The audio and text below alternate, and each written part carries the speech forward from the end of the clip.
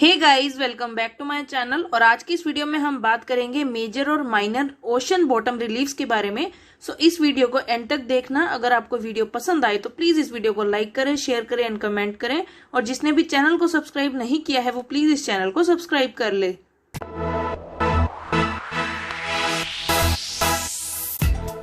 इसी के साथ हमारी वीडियो को शुरू करते हैं और सबसे पहले ओशंस के बारे में बात करते हैं कि जो हमारा अर्थ है, जो हमारा प्लेनेट है, उसको हम वाटर प्लेनेट भी बोलते हैं क्योंकि एक ऐसा इकलौता हमारा सोलर सिस्टम में प्लेनेट है जहां पर हमें इतने ज्यादा लेवल में वाटर देखने को मिलता है।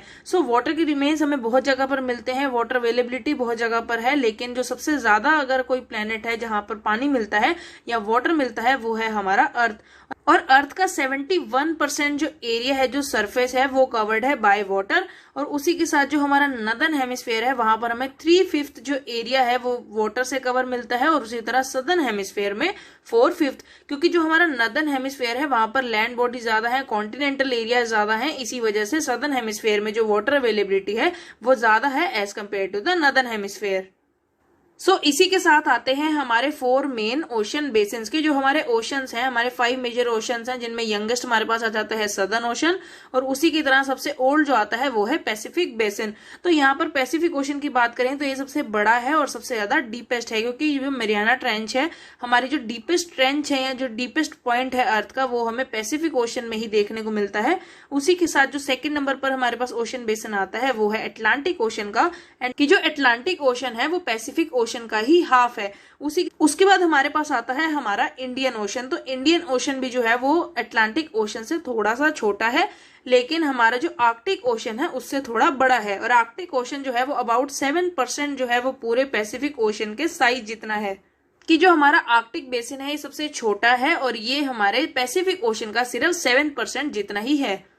तो उसके बाद हमारे पास आता है फॉर्मेशन ऑफ ओशन रिलीफ्स की कौन से ऐसे फैक्टर्स होते हैं, कौन से ऐसे रीजंस होते हैं जिनकी वजह से हमारे ओशन रिलीफ जो है वो फॉर्म होते हैं। तो सबसे पहले आ जाता है due to tectonic plate movements. कि टेक्टोनिक प्लेट मूवमेंट्स की वजह से क्या होता है कि अगर आपकी 2 प्लेट बाउंड्रीज हैं तो अगर ये आपस में एक दूसरे से कोलाइड करती हैं तो यहाँ पर क्या होगा, हमारे पास कन्वर्जेंट प्लेट बाउंड्री बनेगी, जिसको हम बोलते हैं डिस्ट्रक्टिव प्लेट बाउंड्री। की यहाँ पर हमें फोल्ड माउंटेन जो होते हैं, हमारे माउंटेन फॉर्मेशन देखने को मिलेगा।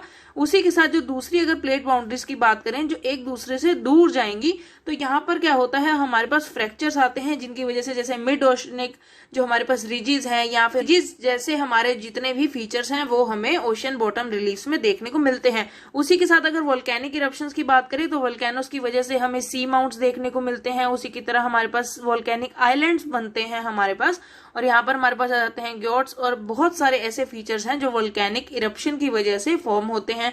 उसके बाद हमारे पास आते हैं इरोजनल एंड डेपोजिशनल प्रोसेसेस। तो इरोजनल क्या होता है, जब कोई एक ऐसा प्रोसेस होता है जो किसी चीज को इरोड कर एक न्यू फीचर जो है उसको फॉर्म करता है। अगर हम रिवर की बात करें तो रिवर जो है वो अपने कोस्टल एरिया में, जहां पर वो आकर हमारे ओशंस में मिलेगी, वहां पर क्या होगा, कोस्ट रीजन में जो इरोजन है वो होगा और वहां पर जो रिवर्स हैं वो ऐसे फीचर्स को फॉर्म करेंगे जैसे हमारे पास आ जाते हैं मरीन कैनियंस। और वैसे ही डेपोजिशनल फीचर्स में आता है जब वो अपने सेडिमेंट्स जो है वो डिपॉजिट करते हैं, उनकी वजह से हमारे पास क्या बनते हैं, या तो एलुवियल फैंस बनते हैं या फिर हमारे पास जो है वो भी देखने को मिलते हैं। तो ये ऐसे फीचर्स होते हैं जो डेपोजिशन की वजह से बनते हैं। जब इनका इंटरेक्शन होता है तो बहुत सारे हमारे पास ओशन रिलीफ जो है वो हमें देखने को मिलते हैं और ये डिवाइड होते हैं major and minor relief features में। मेजर जो हमारे रिलीफ फीचर्स हैं उनमें हमारे पास आ जाते हैं 4 मेजर डिवीजन, जिनमें आता है सबसे पहला कॉन्टिनेंटल शेल्फ एरिया। उसके साथ हमारे पास आते हैं द कॉन्टिनेंटल स्लोप, और यहाँ पर कॉन्टिनेंटल स्लोप के साथ ही आएगा कॉन्टिनेंटल राइज। और लास्ट में हमारे पास आ जाएंगे हमारे बेसल प्लेन्स, जिनको हम डीप सी प्लेन्स भी बोलते हैं। माइनर ओशन रिलीफ्स की बात करें तो यहाँ पर हमें रिजिस देखने को मिलते हैं जो डाइवर्जेंट प्लेट बाउंड्रीज पे होते हैं, हिल्स होते हैं, सी माउंट्स हो गए, ग्योट्स हो गए, ट्रेंचेस हो गए, कैनियंस। ये सारे ऐसे फीचर्स हैं जो हमें माइनर ओशन रिलीफ्स होते हैं, जिनकी फॉर्मेशन जो है या तो वो वोल्केनिक इरप्शन से होती है या फिर उनके कोई ऐसा इरोजनल या डेपोजिशनल जो प्रोसेस है वो हमें देखने को मिलता है। अब बात आती है कि जो हमारे ओशन रिलीफ्स हैं वो हमें कैसे पता लगते हैं, क्योंकि इतनी ज्यादा डेप्थ है। अगर हम मरियाना ट्रेंच की बात करें तो ये एक इतना ज्यादा डीपेस्ट हमारे पास पॉइंट है अर्थ का, तो यहाँ पर पहुंचना बहुत मुश्किल है। सो इतनी ज्यादा डेप्थ में हमें कौन से फीचर्स मिलते हैं ये हम कैसे पता लगाते हैं, हमारे बैथोमेट्री जो हमारा प्रोसेस है उससे यहाँ पर क्या होता है, हम मेजर करते हैं हमारे ओशन की डेप्थ को and the shape of topography of the ocean floor, की ओशन फ्लोर पर हमें किस टाइप के रिलीफ मिलते हैं, या फिर वहां की टोपोग्राफी कैसे है, क्या वो हिली एरिया है या कोई प्लेन एरिया है, क्या वहां की स्लोप जो है वो जेंटल है या फिर स्टीप है। सो इसके लिए हम यूज करते हैं इको साउंडर को, जिसको हम सोनार भी बोलते हैं। और सोनार क्या होता है, हमारा साउंड नेविगेशन एंड रेंजिंग के बीच में हम जो हमारा सोनार है वो क्या काम करता है, ये साउंड वेव्स जो है वो जनरेट करता है, जिसकी वजह से अगर आपका ये ओशन फ्लोर है, यहाँ पर आपके पास ये डेप्थ में कोई यहाँ पर फीचर है, सो इससे क्या होगा, जब यहाँ से हम साउंड वेव्स को भेजेंगे तो ये जो है वो रिफ्लेक्ट बैक करेंगे, इको होगा। सो इस इको से क्या पता लगता है कि वो कितनी जल्दी वापस आती हैं जो हमारी साउंड वेव्स हैं। सो इसी तरह साउंड वेव्स की यूज करते हुए हम जो है वो अपने फ्लोर की मैपिंग कर सकते हैं। और ये हमारा इन्वेंट हुआ था इन 1920s, और ये जो है एक प्राइमरी इंस्ट्रूमेंट था for measuring the depth of the ocean floors. और ये जो है वो रिफ्लेक्ट करता है साउंड फ्रॉम ओशन फ्लोर, ताकि हमें ये पता लग सके कि हमारा जो ओशन की डेप्थ है वो कितनी ज्यादा हमें देखने को किसी भी ओशन की मिल सकती है। बाद हमारे पास आता है हमारा कॉन्टिनेंटल शेल्फ, और ये जो है वो सबसे पहला मेजर फीचर है जो हमें मिलता है ओशंस के साथ। तो ये एक कॉन्टिनेंटल शेल्फ होती है जो जेंटल स्लोप की होती है, लेकिन सीवर्ड एक्सटेंशन होती है कॉन्टिनेंटल प्लेट की। कि अगर आप कॉन्टिनेंट की एक लैंड की और एक वाटर बॉडी जब जाकर मिलती हैं, सो वहां पर एकदम से लैंड जो है वो खत्म नहीं होता, कि अगर आपकी ये कोई लैंड बाउंड्री है और यहाँ पर आपका वाटर है, तो ये क्या होगा कि एकदम से आप यहाँ पानी में नहीं गिरते, आप धीरे धीरे, अगर जिसने भी बीचेस का देखा होगा तो बीचेस कुछ इस तरह से होते हैं कि आप इतनी दूर तक जाकर भी वहां पर स्विम कर सकते हो। इट मीन्स कि आप एकदम से वहां पर डेप्थ में जो है वो नहीं जाओगे। तो यहाँ क्या होता है, जो हमारी कॉन्टिनेंटल शेल्फ्स होती हैं ये धीरे धीरे जाकर हमारे ओशनिक जो प्लेट है उसके साथ मर्ज होती हैं। यहाँ पर हमारे पास क्या हो जाते हैं, ये जो हमारी बाउंड्री बनती है इसको हम बोलते हैं कॉन्टिनेंटल शेल्फ, जिसकी जो स्लोप है वो इतनी ज्यादा नहीं होती है, जेंटल स्लोप के फीचर्स होते हैं। And these extends margin of each continent are occupied by relatively shallow seas and gulfs. तो इसी रीजन में जो हमारे गल्फ हैं, गल्फ ऑफ एडन हो या फिर हमारी सीज है, मेडिटेरेनियन सी हो, डेड सी हो, रेड सी हो, जितने भी हमारे कॉन्टिनेंटल शेल्फ पे सी आती हैं वो हमें इसी रीजन्स में देखने को मिलती हैं। And continental shelf of all oceans together cover 7.5 of total area of the oceans. कि अगर 71% जो हमारा टोटल ओशनिक बॉडी वाला पार्ट है हमारे अर्थ का, उसमें से 7.5% जो है वो हमारी कॉन्टिनेंटल शेल्फ ऑक्यूपाई करती हैं। And gradient of continental shelf is of 1 degree और इवन लेस, की जो इसकी स्लोप है वो 1 डिग्री तक ही मिलती है या फिर उससे भी कम। And the shelf typically ends at a very steep slope called the shelf break, कि जहां पर कॉन्टिनेंटल शेल्फ जो है वो एकदम से खत्म होती है और हमारे पास स्लोप एरिया आता है, उस ब्रेक को हम बोलते हैं shelf break. And the continental shelfs are covered with variable thickness of sediments brought down by the rivers या फिर ग्लेशियर्स। के अगर कोई भी ज्यादा ट्रॉपिकल एरिया में होगा तो वहां पर रिवर्स जो है वो डिपॉजिट करेंगी अपने सेडिमेंट्स को, या फिर अगर हम बात करें हायर लैटिट्यूड्स की तो वहां पर हमें देखने को मिलेंगी कि ग्लेशियर जो है वो कैसे हमारे फीचर्स को फॉर्म करते हैं। And massive sedimentary deposits received over a long time by the continental shelfs, क्योंकि बहुत लंबे समय तक जब वहां पर इरोजन होगी या फिर वहां पर रिवर्स जो है वो सेडिमेंट्स को डिपॉजिट करेंगी, तो वो एक बहुत ही अच्छा सोर्स बन जाता है हमारे फॉसिल फ्यूल्स के लिए, जिनको हम बोलते हैं पेट्रोलियम। सो पेट्रोलियम जो है वो सबसे ज्यादा प्रोडक्शन जो है वो उसका कॉन्टिनेंटल शेल्फ में हमें देखने को मिलता है। जो सबसे ज्यादा फॉसिल फ्यूल्स हमें पेट्रोलियम बनाने वाले मिलते हैं वो कॉन्टिनेंटल शेल्फ में मिलते हैं। है हमारे पास कॉन्टिनेंटल शेल्फ जो हमारा होता है कॉन्टिनेंटल क्रस्ट के ऊपर, और उसी के साथ ये आती है हमारी ओशनिक क्रस्ट। तो यहाँ पर जो हमारा ओशन है वो यहाँ पर मीन सी लेवल होता है 0, जो हमारा मीन सी लेवल है। तो यहाँ पर क्या होता है, जब ये शेल्फ होती है हमारी कॉन्टिनेंटल क्रस्ट के ऊपर होती है, जिसकी स्लोप जो है वो ज्यादा नहीं होती, जेंटल स्लोप होती है, या तो इसका ग्रेडियंट 1 डिग्री होगा या उससे भी कम होगा। सो ये जो हमारे पास पार्ट है जहां पर कॉन्टिनेंटल शेल्फ जो आकर खत्म हो जाती है, इसको हम बोलते हैं शेल्फ ब्रेक। ये आकर मिल जाएगी अब हमारे कॉन्टिनेंटल स्लोप से। अब कॉन्टिनेंटल जो हमारे पास एरिया आता है इसको हम बोलते हैं कॉन्टिनेंटल शेल्फ। अब इसकी स्टीपनेस जो है वो इतनी ज्यादा नहीं है, जिस वजह से रिवर्स जो है वो इजिली यहाँ पर आकर अपने सेडिमेंट्स को जो है वो डिपॉजिट कर पाती हैं। उसी के साथ एक क्वेश्चन यहाँ पर और आता है कि जब हमारे लैंड एंड ओशन मिलते हैं तो कौन सा ऐसा मेजर रिलीफ है जो उनको ज्वाइन करता है। सो जो लैंड और ओशनिक बॉडी को या वाटर बॉडी को कनेक्ट करता है वो हमारा पार्ट होता है continental shelf. Are various types of shelf based on different sediments of terrestrial origin, की यहाँ पर डिपेंड करता है कि वो कोई हायर लैटिट्यूडनल एरिया में डिपोजिशन हो रही है या फिर हमारे ट्रॉपिकल एरियाज में। तो अगर हम ग्लेशिएटेड शेल्फ की बात करें तो यहाँ पर क्या होगा, सराउंडिंग बाय ग्रीनलैंड, की ग्रीनलैंड वाले एरिया में जो हमारे पास ग्रीनलैंड हमारा आइलैंड है, यहाँ पर क्या होता है, यहाँ पर बहुत ज्यादा आइस मिलती है जिसकी वजह से जो ग्लेशियर है वही डिपोजिशन करते हैं और यहाँ पर हमें कॉन्टिनेंटल शेल्फ जो है वो ग्लेशिएटेड शेल्फ मिलती है क्योंकि हायर लैटिट्यूड्स में है। उसी तरह कोरल रीफ शेल्फ की ये हमें मिलती है ऑस्ट्रेलिया में क्वींसलैंड, जहां पर हमारे पास आ जाता है हमारा ग्रेट बैरियर रीफ। यहाँ पर जो डिपोजिशन होती है वो बेसिकली कोरल्स की होती है, इसलिए इसे बोला जाता है कोरल रीफ शेल्फ, की पूरे शेल्फ एरिया पे कोरल्स ही हमें देखने को मिलते हैं। उसके साथ आ जाता है shelf of a large river around Nile delta. So Nile delta जो है वो यहाँ पर हमारे पास डिपोजिट करती है इजिप्ट के नॉर्दर्न पार्ट में, और उसके साथ हमारे shelf with dendritic valleys at the mouth of Hudson river, की डेंड्रेटिक वैली जो होती है वो हमारी रिवर्स फॉर्म करती हैं, ये पैटर्न होते हैं हमारे रिवर्स के। उसी की तरह जो हमारी हडसन रिवर है हमारे यूएसए में, वहां पर ये डिपॉजिट करती है अपने सेडिमेंट्स को और बनाती है हमारी कॉन्टिनेंटल शेल्फ। उसी तरह shelf along the young mountain ranges, shelf between the Hawaii islands, की हवाई आइलैंड जो है वो हमें पैसिफिक ओशन में देखने को मिलते हैं और इन्हीं आइलैंड्स की वजह से यहाँ पर हमें बहुत ज्यादा कॉन्टिनेंटल शेल्फ जो है वो भी देखने को मिलती है। बात करते हैं अब हमारे विड्थ की, कि जो एवरेज विड्थ होती है हमारे कॉन्टिनेंटल शेल्फ्स की, ये वेरी कर सकती है बिटवीन 70 to 80 किलोमीटर्स। बट कुछ ऐसे एरियाज होते हैं जहां पर शेल्फ जो है वो एब्सेंट रहती है क्योंकि वहां पर या तो रिवर्स नहीं होती है या वहां पर ग्लेशियर्स नहीं होते कि वो इतनी ज्यादा सेडिमेंट्स को डिपॉजिट कर सके। इसी वजह से वहां पर जो है वो नैरो कॉन्टिनेंटल शेल्फ हमें देखने को मिलती है, वहां पर विड्थ जो है वो और भी ज्यादा कम हो जाती है।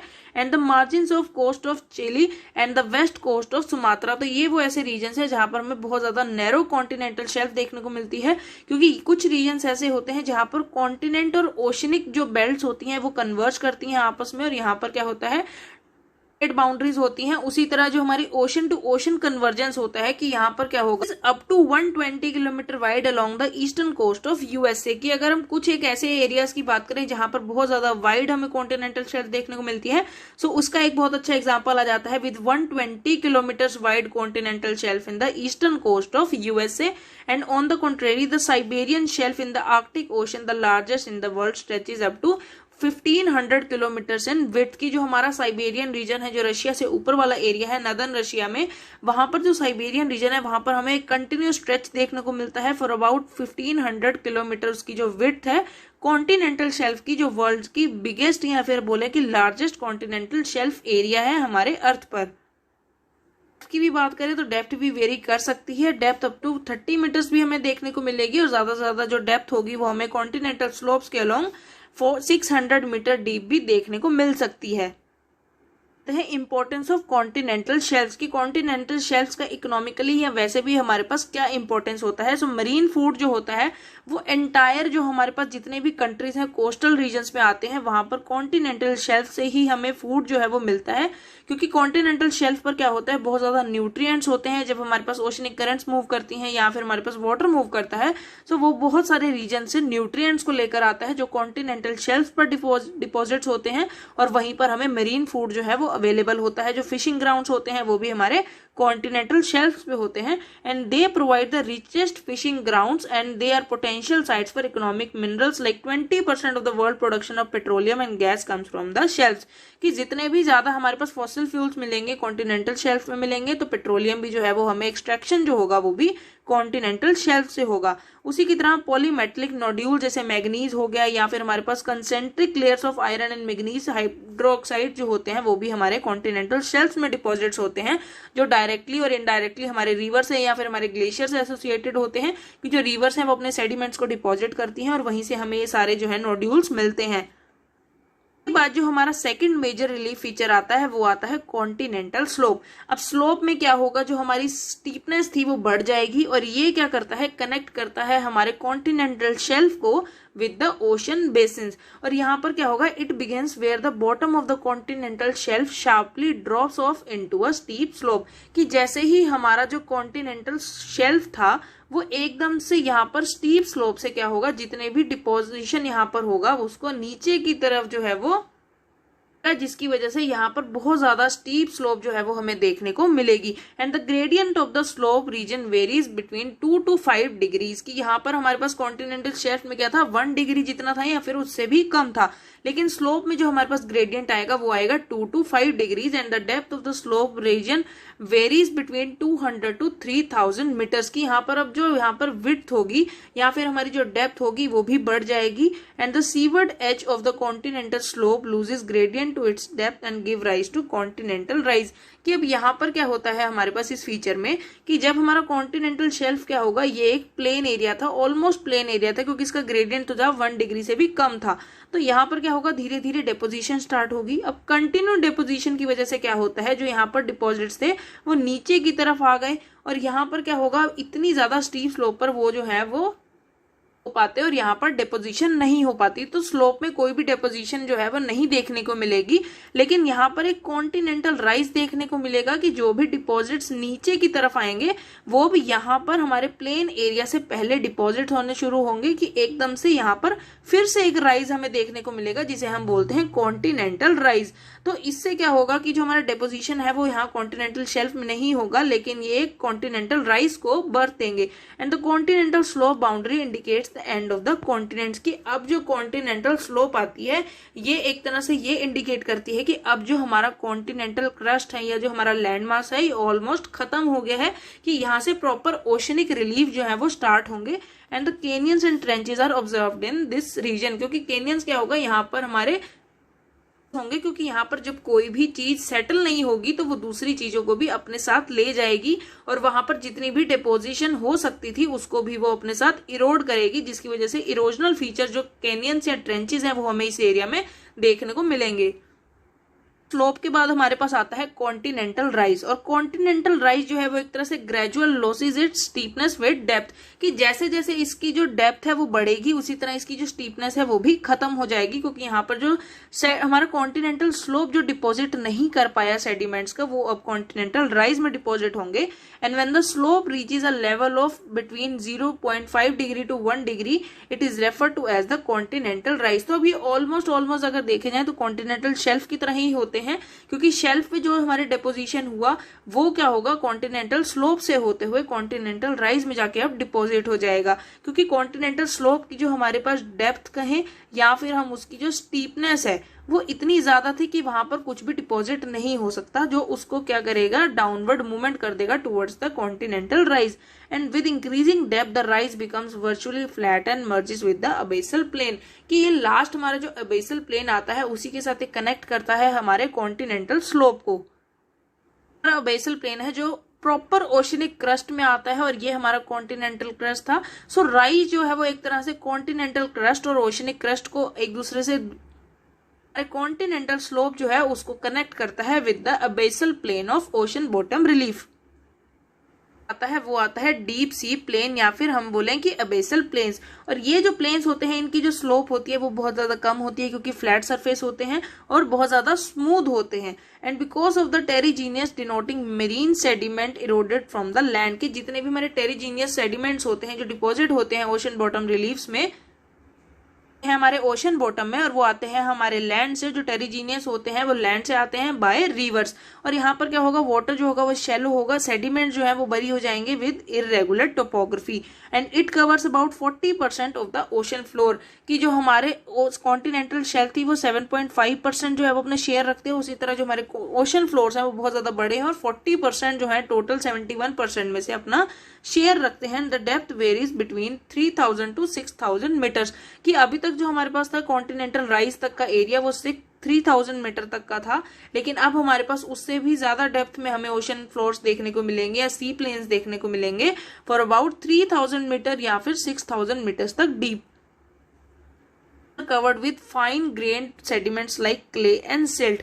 और clay and silt इसलिए होता है कि जितने भी हमारे बिग बोल्डर्स होते हैं, फिर अगर हम यहाँ बात करें कि लैंड से हमारे पास आया कॉन्टिनेंटल शेल्फ, फिर आया फिर राइज, फिर यहाँ पर हमारे पास होगा यहाँ पर अबेसल प्लेन। सो ये हमारे पास यहाँ से वाटर आता है, ये हमारे पास आ गया कॉन्टिनेंटल शेल्फ वाला एरिया, ये हमारे पास आ गया स्लोप, यहाँ पर थोड़ा सा हमारे पास आएगा राइज, और ये आएगा अबैसल प्लेन्स। तो यहाँ पर क्या होता है, जितने भी हमारे सेडिमेंट्स हैं वो यहाँ पर बड़े हैं, उसके बाद ये क्या होगा, रोल डाउन होंगे टुवर्ड्स द कॉन्टिनेंटल राइज। अब ये आते आते क्या होगा कि एक दूसरे से टकराकर क्या होगा, इनका ग्राइंड हो जाएंगे ये एक दूसरे से टकराकर, और ग्राइंड होने की वजह से क्या होगा, यहाँ पर जो है वो सबसे ज्यादा स्मूथ या फिर कहें कि बहुत ज्यादा फाइन पार्टिकल जो है सिर्फ वही डिपॉजिट हो जाएंगे। फीचर्स के बाद अब हमारे पास आते हैं माइनर ओशनिक बॉटम रिलीफ्स। सो माइनर में हमारे पास सबसे पहला आता है मिड ओशनिक रिजिस। जो रिज है हमारे वो आते हैं under water mountain range formed by plate tectonics. कि प्लेट टेक्टोनिक एक ऐसा हमारे पास फिनोमिना है, चाहे वो ऑन लैंड हो या फिर अंडर वाटर हो, हमें बहुत सारे रिलीफ फीचर जो है इसी की वजह से फॉर्म होते हुए दिखते हैं। And to chains of mountains divided by a large depression. कि यहाँ पर हमें दो कंटिन्यू चेन्स दिखने को मिलती है माउंटेन्स की, और यहाँ पर बहुत ज्यादा लार्ज डिप्रेशन जो है, एक डिप्रेशन क्या होता है, जब यहाँ पर फ्रैक्चर्स आते हैं तो क्या होगा, जब हमारी ओशनिक रिज है उनकी फॉर्मेशन कहाँ पर होगी, हमारे डाइवर्जेंट प्लेट बाउंड्रीज पे, जहां जो हमारी एक दूसरे से दूर जाएंगे, यहाँ पर टेंशनल फोर्स आएगी जिनकी वजह से फ्रैक्चर्स फॉर्म होंगे, और उन्हीं फ्रैक्चर से क्या होगा, जो स्टेनोस्फेयर में हमारा मैग्मा है वो राइज करेगा, और यहाँ पर वोल्केनिक इरप्शन के साथ जो वोल्केनिक हमारे आइलैंड्स हैं उनकी आर्क्स फॉर्म करेगा इन्हीं के बिल्कुल पैरेलल रेंज में। can have peaks as high as 2500 meters या फिर even reach the above the ocean surface। कि या तो इनकी हाइट जो है वो 2500 तक हो सकती है, लेकिन ये डिपेंड करती है ओशन टू ओशन। सो यहाँ पर क्या होगा, अगर 2500 मीटर्स तक ही उसकी डेप्थ है तो वो इवन हमारा जो ओशन सरफेस है उसको भी रीच करेगा। सो यहाँ पर हमारे पास क्या बनेंगे, आइलैंड आर्क्स बनेंगे या फिर वोल्केनिक आइलैंड्स भी हमें देखने को मिलेंगे। And examples of mid oceanic ridges के यहाँ पर हमें तीन टाइप के ओशनिक रीजेस जो है हमारे ओशंस में देखने को मिलते हैं। First one is mid Atlantic ridge, उसके बाद हमारे पास पैसिफिक ओशन में आता है ईस्ट पैसिफिक राइज, और उसके बाद लास्ट हमारे पास आता है पैसिफिक एंटार्क्टिक रिज। आते हैं सी माउंट, और ये जो माउंटेन्स हैं ये पॉइंटेड पीक्स होती हैं mounting from the sea floor. कि इनका जो कनेक्शन होता है वो डायरेक्टली सी फ्लोर से ये स्टार्ट होते हैं डेवलप होने, and they do not reach the surface of ocean. की कई बार ऐसा होता है कि जो हमारे सी माउंट्स हैं वो ओशन के सरफेस तक नहीं पहुंच पाते, और इनका जो ओरिजिन होता है वो वोल्केनिक इरप्शंस की वजह से होता है। And the seamounts can be 3000 to 4500 metres tall. की इनकी हाइट बहुत ज्यादा होती है, लेकिन इनकी इतनी ज्यादा क्या होता है कि ओशन सरफेस तक ये रीच नहीं कर पाते। And the extension of the Hawaii islands in the Pacific ocean which is known as the emperor sea mount is an example of sea mount. कि ये जो हवाई आइलैंड में भी हमारे पास सी माउंट्स हैं, ये अंडर वाटर तो हमें दिख जाते हैं, लेकिन ये ओशनिक सरफेस तक हमें देखने को नहीं मिलते। है सबमरीन कैनियंस, और कैनियंस जो होते हैं are kind of narrow steep sided valleys. कि यहाँ पर हमें वैलीज देखने को मिलती हैं अंडर वाटर। एंड यहाँ पर क्या होगा, जो हमारी वैलीज हैं बहुत ज्यादा नैरो होती हैं, लेकिन इनकी जो डेप्थ है, जो इनकी स्टीपनेस है वो बहुत ज्यादा होती है। It originates either with continental slopes और द कॉन्टिनेंटल शेल्फ। कि हमें राइज तक नहीं देखने को मिलती है, कॉन्टिनेंटल शेल्फ और जो हमारा स्लोप एरिया है यहीं तक ही खत्म हो जाती हैं, और इनका जितना भी इरोडेड हमारे पास जो मटेरियल होता है वो आकर डिपॉजिट होता है हमारे सबमरीन फैंस को फॉर्म करने के लिए होते हैं। ये हमारे अबैसल प्लेन में जाके डिपोजिशन करते हैं। The Congo canyon is regarded as the largest river canyon. कि अगर कोई भी रिवर जिसने इरोजन किया है तो वो हमारे पास सबसे बड़ी जो एक रिवर आती है वो बनाती है कोंगो कैनियन को। और उसी के साथ जो हडसन कैनियन हमारा यूएसए में, it is the best known submarine canyon in the world. और उसी तरह लार्जेस्ट जो सबमरीन कैनियन है वो हमारे पास आता है जेमचुग कैनियन। पास आते हैं हमारे 5 माइनर फीचर्स, जिनमें सबसे पहले आता है volcanic islands, sinking island, guyots, barrier reef and atoll. हमारे पास जो मैग्मा है वो आता है तो वो राइज करता है हमारे डाइवर्जेंट प्लेट बाउंड्री से, जहां पर हमें रिजिस भी देखने को मिलते हैं।